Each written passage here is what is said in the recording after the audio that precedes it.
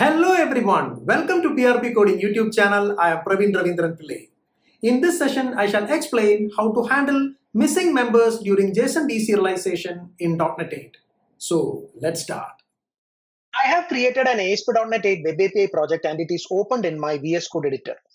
If I click on this project here, you can see that the target framework is set to .NET 8.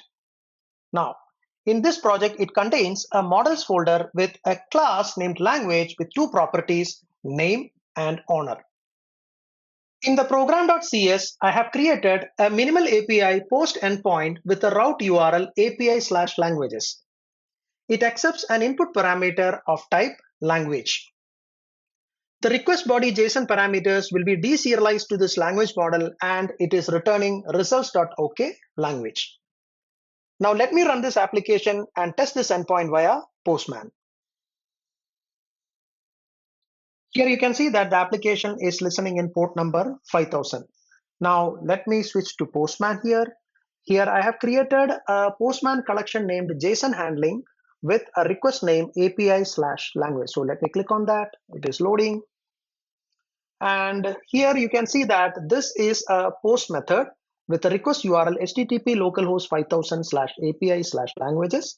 And if I click on the body, I have added a request body with name property with value C# and honor with value Microsoft. So let me click on the send button here. And here we can see the response as name C#, honor is Microsoft, and the status is 200 OK. So everything is working as expected.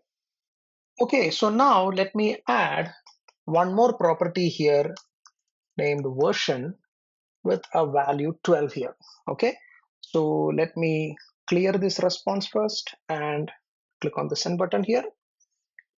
This time also here you can see that the response is name C# and honor Microsoft.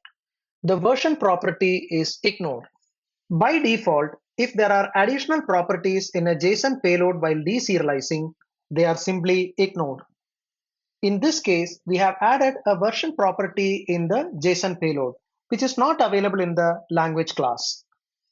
But from .NET 8 onwards, it is possible to handle missing members during JSON deserialization by throwing a JSON exception when there are extra properties in the JSON payload. For that, we need to decorate the deserializing type with a new attribute named JSON unmapped member handling. In our case, the deserializing type is the language class. So let me switch to the language class and decorate this class with the new attribute. So let me paste the code here. So it is JSON unmapped member handling. So let me quick fix. I need to import the namespace. It is coming under system.text.json.serialization. Okay. And here you can see that I have passed an enum JSON unmapped member handling disallow. This will make the deserialization to fail and throw an exception when there are unmatched properties in the JSON payload. So let me restart the application here. And here you can see the application is restarting. Okay, and it is listening in port number 5000. Okay, now let me switch back to Postman here. Okay, so let me close this. Let me open this. And let me clear this response first. And let me click on the send button. This time here you can see that we got a 400 bad request and it is an exception. It's a JSON exception. And what is that exception message? The JSON property version could not be mapped to any .NET member contained in type JSON handling.language. So this is all about handling missing members during JSON deserialization in .NET 8. If you find this video helpful, then please like, share, and subscribe to my YouTube channel and stay tuned for the next updates. Thank you.